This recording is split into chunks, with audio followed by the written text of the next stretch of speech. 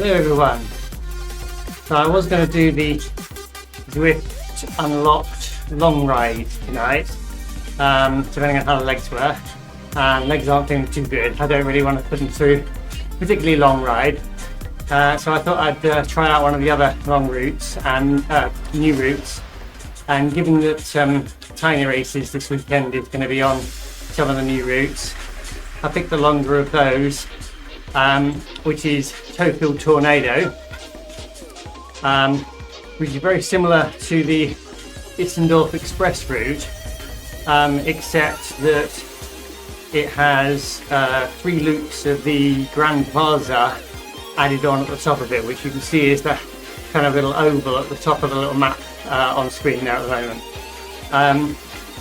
So we can give that a try and see how it goes. Check out the new route. Not going to be racing it, just want to see what it's like.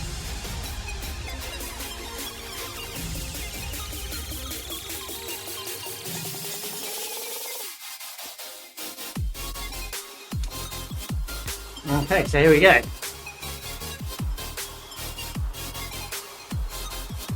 So we get 3 sprint sections and a common section on this route, even though it's only just over 10k, about 10.4k long.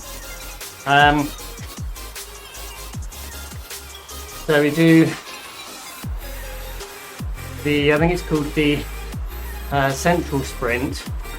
We do twice, and then the other sprint, which I can't think of the name of off the top of my head. You have new circuits and new names. We do the other one once. And then we've got the com further towards the end of the route, just before you go and do the 3 loops of the Grand Plaza section. So for those of you interested in what the Isendorf Express looks like, basically it'll be this route, but going from the end of the com round to straight to the start-finish banner, instead of turning right and doing 3 loops of the Grand Plaza and then going to the finish banner. So those 3 added loops before you go to the banner are the difference between the 2 circuits. I would actually like to see them add a loop segment time or section for the Grand Plaza loop bit at the top, because that would mean that this would be a 10.5, let's say, kilometre route with 3 sprints, a com section, and a roughly 1 kilometre loop section, which would make it a beast of a circuit for doing points races. You could have 5 segments to go for points in, 3 sprints one after the other, then a com, and then a little bit of sensibleness, followed by a 1 kilometre, albeit relatively flat, but 1 kilometre long loop section. So kind of a threshold section, a com section, and 3 sprints.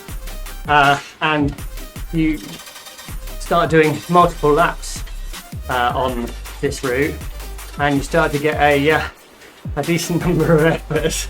I mean, it's, you know, that would be 5 standard track, course as it is now would be 4. You're looking at then 4 to 5 high effort point sections per lap, and so you'd only be looking at 21 kilometres for 2 laps. Here's the first centre sprint section, which is 200 metres long and on a negative gradient, so you need to make sure you get yourself into your low gears before you hit it. Make sure you can ramp up properly.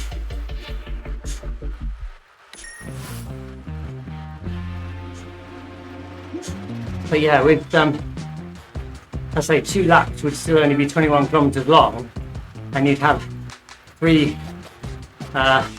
sprints and a com each lap, so 6 sprints and 2 coms in a 2-lap race. If you added that loop on, that 1 kilometre loop, because although you're doing 3 times round that, the first time in, you're exiting from the main course to enter it, so you're not doing a full loop, and then the third time as you come out, you're coming out and not completing the loop, so you'd only be doing 1 timed loop of that section. So it wouldn't be like getting people to do 3 loop sections one after the other. It would only actually be once that would be timed as you went around it for a segment timing. And I think that would work really well as a different kind of challenge to comms or sprints. Almost like the Fuego Flats long segment, which is like a, 7K long, flattish segment, which people, kind of boost off and try and do as individual time trialing in races to try and get the fastest times in it, for those events that give you points for being the quickest through that section in the event. This would obviously be a lot shorter, just 1K, but the difference between a climbing comm or a flat 1K threshold type effort, for the way people put down power, I think would make it quite a decent, different and enjoyable challenge. Well, maybe not enjoyable, type 2 enjoyment maybe. Here's the other one. This is the Perry style sprint reverse. So Perry style, that's the name. So 400 kilometers and virtually pan flat, so 0.1% up.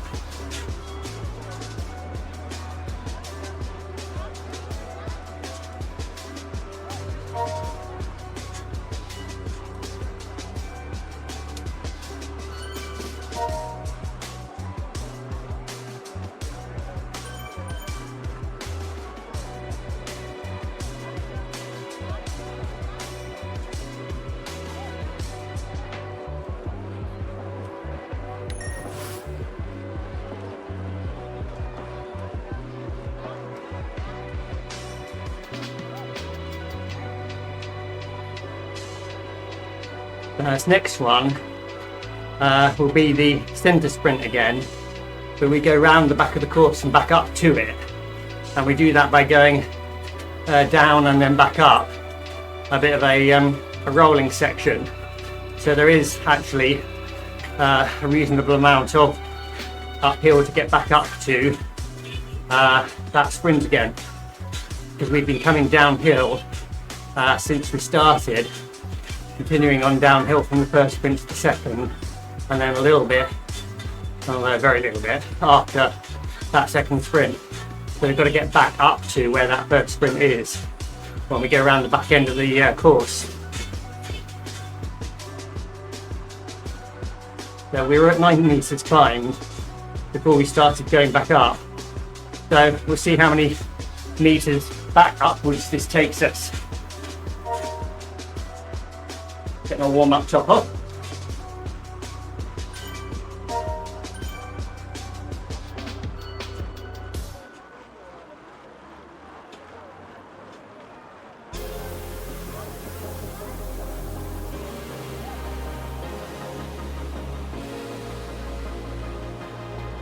So it's useful to know this with this uphill here, because people might look at it and think, oh, 3 sprints and then a con. But you have this tiny section in before the third sprint, and people who are aware of it are probably going to do better.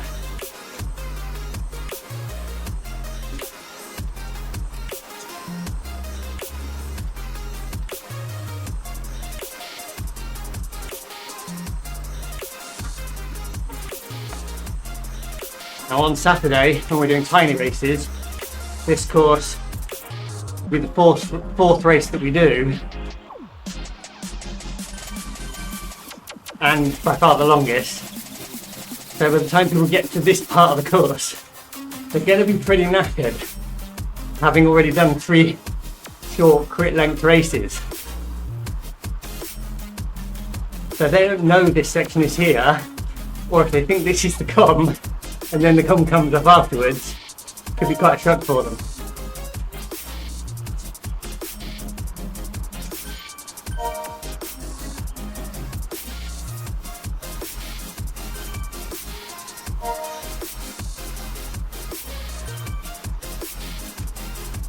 There we go, we've gone up 23 metres. So climbed 23 metres on that section to get back up towards the centre sprint.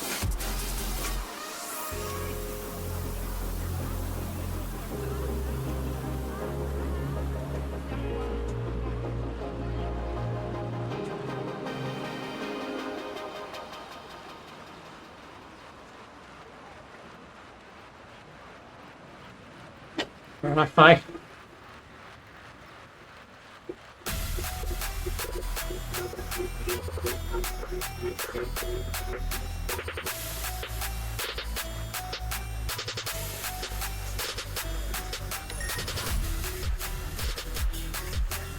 I was thinking I beat my PB from the start, but I was probably being towed along by people the first time around.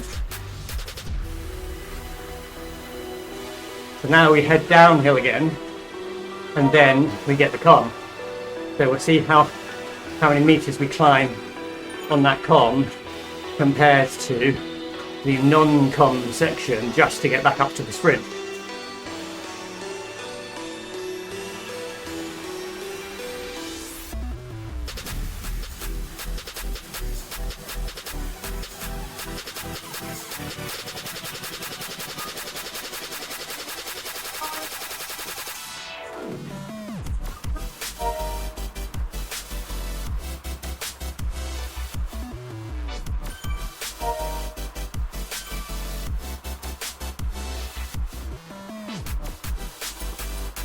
Just counting these as rolling meters at the moment, not climbing meters.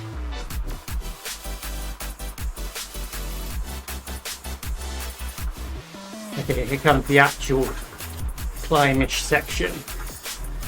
So what are we on? We're on 34 meters climbed. So this is supposedly 500 meter comm with an average of 3.7 grade. And we started with 34 meters already climbed. Just warm the legs up a bit.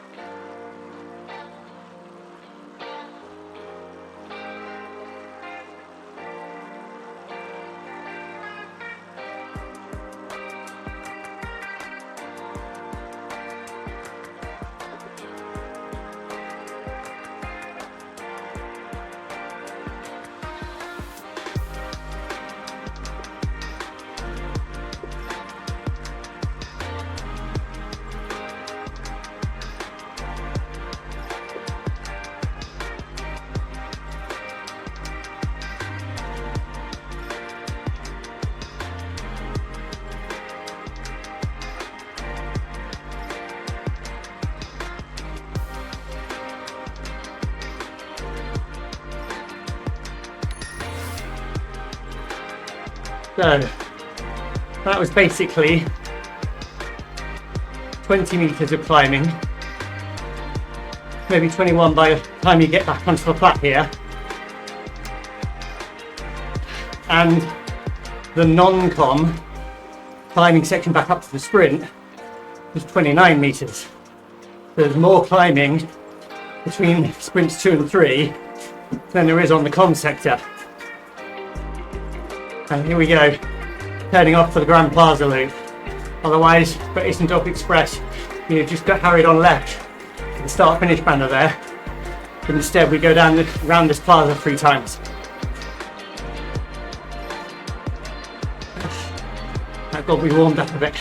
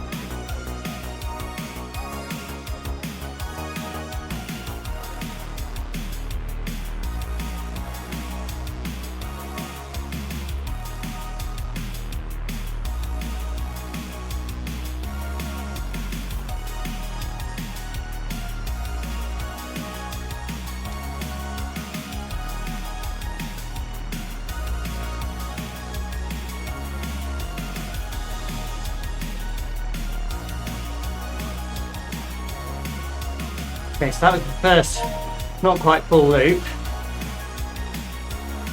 See how far it is for an individual full loop. If you had a banner here, let's say 7.7. Probably 7.5 if I went to 7.8.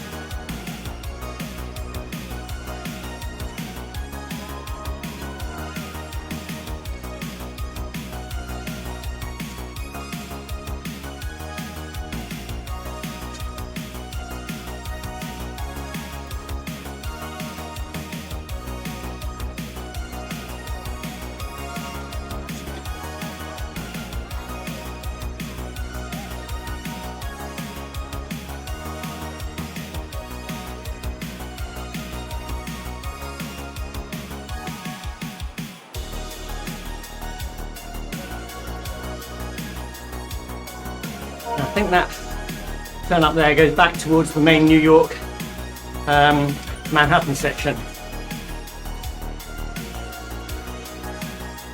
If I've got my directions right.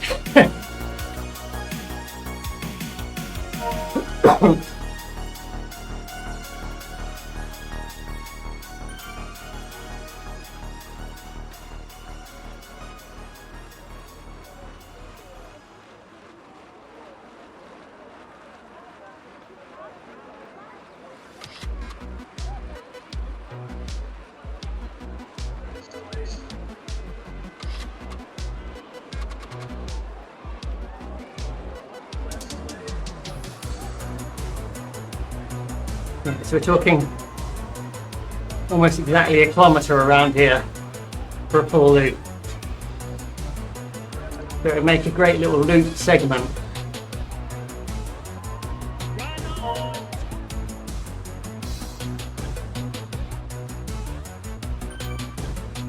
Would also be quite interesting if they allowed event organisers to use this route, but to specify in the event setup how many times around the Grand Plaza loop to go, because if you could do, say, one lap of the main course, but add in many multiple times round this section.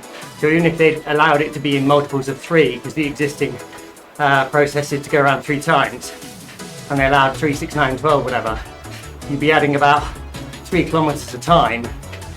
But it also makes it very interesting for racing and keeping people tactically aware, because as you go round, you'd be potentially overtaking riders or getting lapped riders push into your group and stick with you.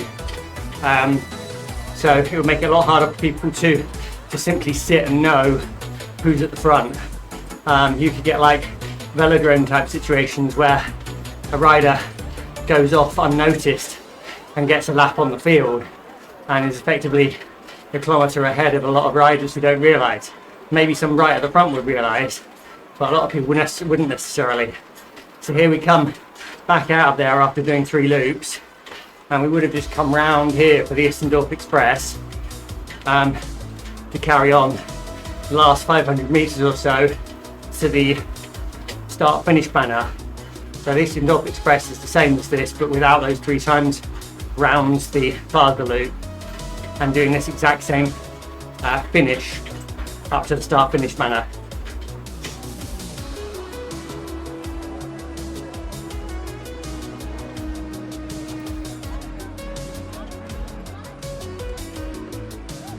And this one, the Istendorf and the Avon loop, are actually named in recognition of the organisers of the Prospect Park in real life bike races.